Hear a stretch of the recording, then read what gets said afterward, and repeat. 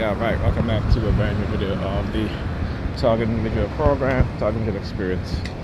So again, trying to hit me with a blitz on the bus, and of course I have to answer back, right?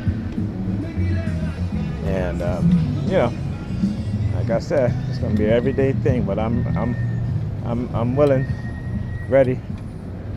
Okay, may not be all the way able, but like I said, I'm not allowed to let them get away with this shit. All right, not gonna happen. And so, what do you see them do? Particularly when they're wearing white shoes, is that they start looking down at their feet, right? Okay. So I'm gonna give you guys some inside information of how they condition me into that with that trigger. And that trigger, don't really quite well, actually I do. I think I do. Right? So early on in my targeting, right, what they will do is that they will have, particularly when I get home, family members, they start to kick their feet out in front of me. Now usually they would do it when they didn't have any shoes on. Okay, and at the time, again, very confused, don't know what the hell is going on. Your mind is thinking of all these different things. You can't really concentrate, you can't really think, right? Your decision making is totally destroyed, okay? And whatever it is that they do, they're affecting you because they have control over your emotions, they have control over your mind, because again, you don't know about the technology, you don't know what it is that they're doing, so you're very, very confused, very disoriented. You don't know what's going on. And these are the times in which they will attack you so heavily. And again, you might they always remember, right? Every scenario that you come into, they already know the outcome. Okay? And like I tell TIs, about a decade about a decade into my targeting, I started to realize what's going on. I tell TIs, I said, don't worry about why. Worry about figuring out how to survive this. Worry about figuring out how to counter their psychological attacks. Worry about how to engage in some sort of psychological defense. Here comes the guy. Oh, okay. Right? Look. Look, he come out his vehicle. Why you come out your vehicle? I guess he's gonna move his car. Let's stick the finger in his ears. Looking at the license plate U69 RWR. There's always a method in terms of how they do these things, and one of the things is the subliminal message, certain letters, certain numbers that they engage in this sort of targeting with, and they think that they can get away with it, right? They think that they can get away with it, but they're not. Because the best thing you can do as a TI is to study what it is that they're doing. When you study what it is that they're doing and you expose it, not only do you save yourself, but you save other next generation of people who they will manipulate and entrap into these sort of programs, and they have to. You understand? Because again, as TIs, you got to understand that remember, you are selected. You are not put into this program by chance. You are selected. That means that they've been watching you for a long time. They've been doing things covertly in order to manipulate and entrap you into some sort of situation where they think that they can use against you. And not also that, but they think that they can silence you. So let's explain about destructive cults. And what are destructive cults? Destructive cults are organizations, religious base, who are bent on increasing their power, particularly their leaders, and their followers will engage in tactics to increase the power of their leaders. All right? This is what you call a destructive cult. And it's not just within religious organization, but also within government organization as well. Right? This is when we say state-sponsored terrorism.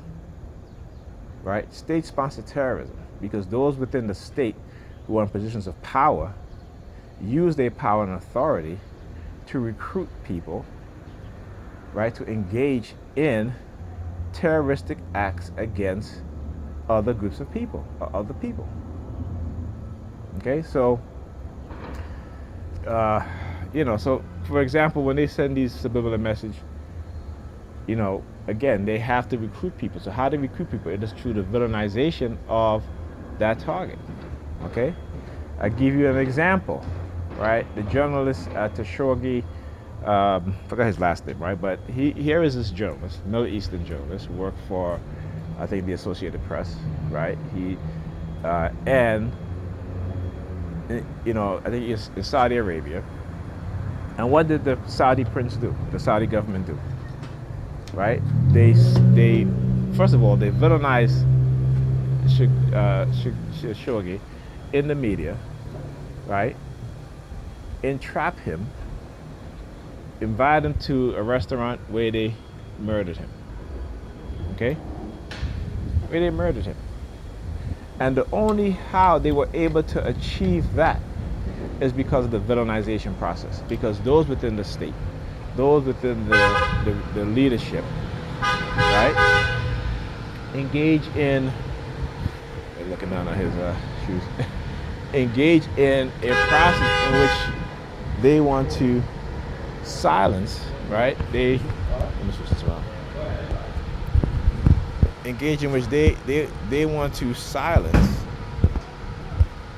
Come on now. Trying to switch the camera around and wouldn't even come. Switch it around now. Okay, let's see. All right, there you go.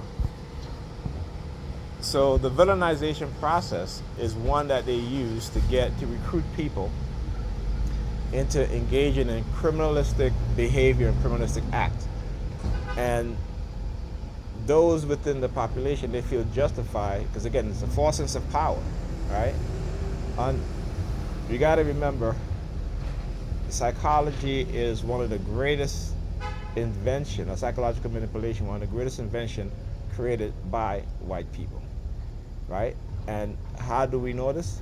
Because of how they came to be, right? Whereas Africans, thousands of years, were highly civilized, they were at the highest level of intelligence. They were able to build the pyramids, right? Create math, create science, create philosophy, everything that white people take and claim as their own. But those of us who understand the truth know that it is Africans who civilized the world 3 times. And the further back they go back into their history, is the further back you find Africans. So, psychological manipulation. Go and read the book, The Iceman Inherited by Michael Bradley. It's one of the best books that you will find in understanding the mindset of the Yayuga. And the Yayuga is the African word for white people, right? And what you will find, when you read that book, is the knowledge of how white aggression and white psychological manipulation, how they hone those skills, right? Because they had to fight for everything. Nothing was I can go outside and there's a fig tree, there's a berry tree. They had to fight for everything, because again, they were coming out of the last ice age, right? So this is why every European people, every group of European people that came into Africa, it was the Africans who civilized it. So they came in as barbarians, right? And we know this because when the Romans came in to conquer Egypt from the Greeks called them barbarians, right? We know this from when the Commetans had to fight the Greeks. They called them barbarians. They were barbaric people. So we know this. But when they came into Africa, they were civilized. And then they went back and civilized their own group of people. They were able to use the knowledge they gained from Kemet, to the teachings, the learning, and go back and build their civilization. But they never give credit to Africa. All right, and again, psychological manipulation. All right. So the reason why I do this because I got to go back and give you guys a little bit of history. So destructive cults, right? They understand manipulation, particularly psychological manipulation, because when you look at those who are the head of destructive cults, a lot of them come from the military. A lot of them come from the CIA. They come from government agencies, security and military. Okay? So we got to understand where they get their training from. I'll give you this example. L. Ron Hubbard. L. Ron Hubbard, who created Dianetics and Scientology. And the reason why he created that program was to manipulate the minds of South Africans, black South Africans, in order to pacify them and to make them passive, right? So this is how you have Scientology. Scientology it came out of the idea of L. Ron Hubbard, who was in the Navy. He was in the Navy, and the South African government asked him to create a program, a psychological program, which they can use to pacify the minds of black South Africans. All right, that's what destructive cults do.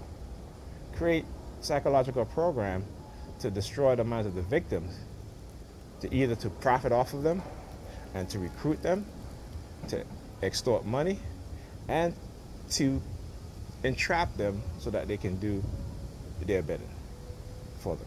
Okay? Always remember that. And let's get back to them staring at the vehicle, the blue vehicle with the U69. So we all know the 69 is, and they always try to use that bisexual theme or the lesbian theme. Talk about this over the years. So there's a reason why they were staring at the license plate of this vehicle here. Yeah, like I care. You know what I'm saying? Right? So, but obviously the thing that I really don't. Not to say that I don't care about. Man, she's the mother of my kids. And like I said, and I will do what I need to do to protect my kids and somewhat to protect her. Right? Because I know what's going on. And I know the mindset of how they condition her, to entrap her, to manipulate her, to abuse her. Again, and again, this is how they condition black women, particularly white society, is to make them believe that black men are the oppressors and the abusers, when that's furthest thing from the truth. And they know this, all right?